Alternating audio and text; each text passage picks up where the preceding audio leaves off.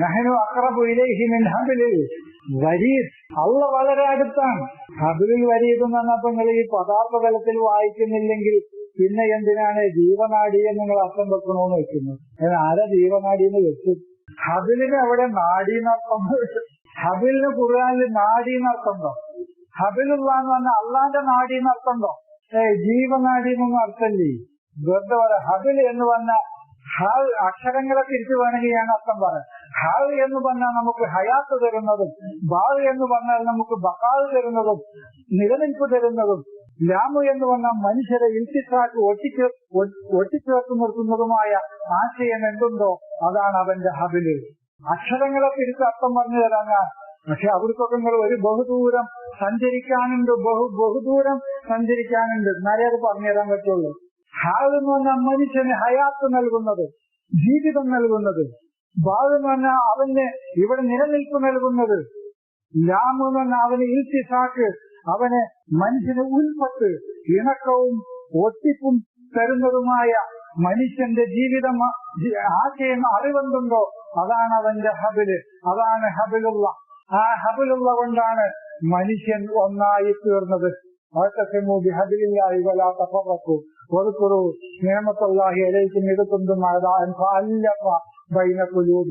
മനസ്സിലായോ? അതാണ് ആ ഹബിലുള്ള കൊണ്ടാണ് അവരിൽ ഉൽപ്പത്തുണ്ടാക്കിയത്. വരീദ് എന്ന് പറഞ്ഞാൽ നിങ്ങളിലേക്ക് വറദാൻ വന്ന വന്നു ചേരുക എന്നാണ്. ഈറാദ് ഇറക്കുമതി, ഇഫ്താർ കയറ്റുമതി. സ്വതറാന്ന് പറഞ്ഞാൽ നമ്മുടെ ബുദ്ധിയിൽ നിന്നും ചിന്തയിൽ നിന്നും പുറത്തേക്ക് വരുന്ന അറിവുകൾ. വറദാന്ന് പറഞ്ഞാൽ നമ്മിലേക്ക് വന്നു ചേരുന്ന അറിവുകൾ.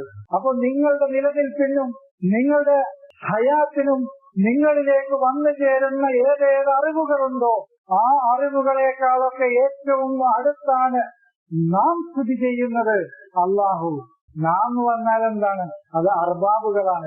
എന്തുകൊണ്ടാണ് അള്ളാഹു എന്നുള്ളതിനെ അള്ളാഹുവിനെ നാം എന്ന് പറഞ്ഞത് എന്നൊരു സംശയം. ഞാൻ എന്ന് പറഞ്ഞാൽ പോരെ? അള്ളാഹുവിനെ ഞാൻ എന്ന് തന്നെ പറഞ്ഞിട്ടുള്ളൂ അല്ലെ? അള്ളാഹുവിനെ എവിടെയെങ്കിലും നാം എന്ന് പറഞ്ഞേക്കണോ? ഇന്നനി അനല്ലാഹു, ഇന്നനി അനല്ലാഹുവിനെ പറഞ്ഞിട്ടുള്ളൂ. ഞാനാണ് അള്ളാഹു. നേരെ മറിച്ച് റബ്ബുകളാണെങ്കിൽ നഹ്നു പറഞ്ഞിട്ടുണ്ട്. അർബാബുൻ മുതഫരീഖൂന ഖൈറുൻ അമില്ലാഹുൽ വാഹിദുൽ ഖഹാർ. അത് വേറെ ചർച്ചയാണ്, അത് പിന്നെ പറയാം. അപ്പൊ ഇനി വേറെ കഫർത ബില്ലദീ ഖലഖക മിൻ തുറാബിൻ സുമ്മ മിൻ നുത്ഫത്തിൻ സുമ്മ സവ്വാക റജുല. അത് നോക്കൂ, നിങ്ങൾ നിഷേധിക്കുകയാണോ? നിഷേധിക്കല്ല, അത് അങ്ങനെ ഇപ്പൊ നമ്മൾ അങ്ങനെ പറഞ്ഞു പോകുന്ന അർത്ഥം പറഞ്ഞു എന്നുള്ളൂ. നിങ്ങൾ എന്തുകൊണ്ട് പഠനം നിർത്തുന്നു എന്നാണ് അതിന്റെ അർത്ഥം. ചിന്തയെയും അന്വേഷണത്തെയും നിങ്ങൾ എന്തുകൊണ്ട് നിർത്തുന്നു? ഖലഖക, നിന്നെ സൃഷ്ടിച്ചവനാണ് അവൻ. സൃഷ്ടിപ്പ് ഞാൻ എന്റെ തുടക്കത്തിൽ പറഞ്ഞു. എന്താണ് ഖൽഖ് എന്ന് പറഞ്ഞാൽ? ഒരു കെട്ടിട നിർമ്മാണം ഞാൻ ഉദാഹരണം പറഞ്ഞു.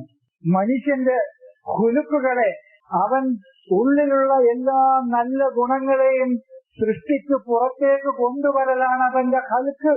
അല്ലാതെ ഈ ഫിസിക്കലി സൃഷ്ടിപ്പല്ല എന്ന് ഞാൻ പറയുന്നത്.